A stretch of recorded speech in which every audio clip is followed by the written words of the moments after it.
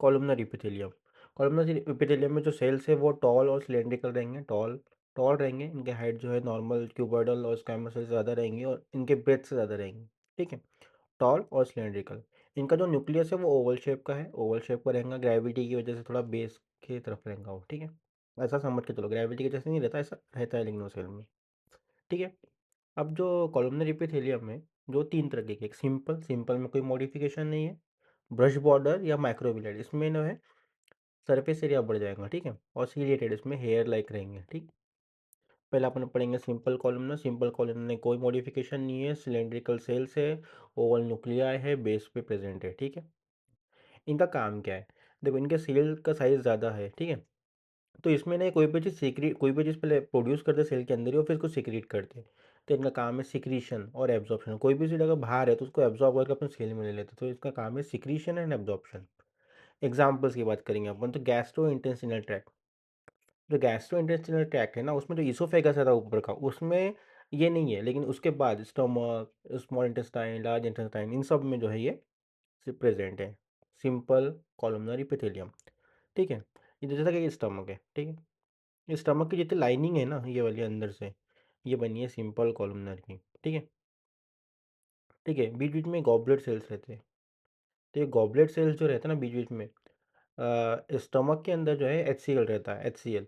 ठीक है, जो अपने खाने को डाइजेस्ट करने के काम में आता। तो ये HCl से अपने स्टमक को भी प्रॉब्लम होती।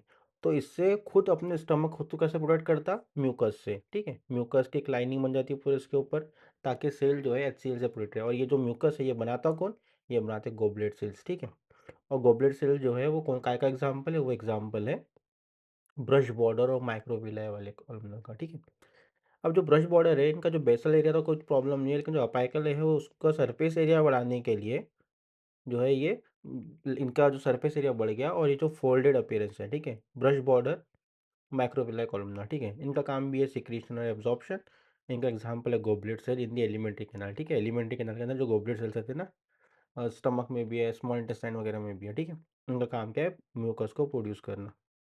ठीक है, देखो मैंने इंटेस्टाइन भी बनाया है यहाँ पे। इंटेस्टाइन में भी कॉलमनर सेल्स है पहले, उनके बीच वो सिंपल कॉलमनर सेल्स है, उनके बीच बीच में जो है गोबलेट सेल्स है, ब्रश बॉर्डर कॉलमनर इपिथेलियम।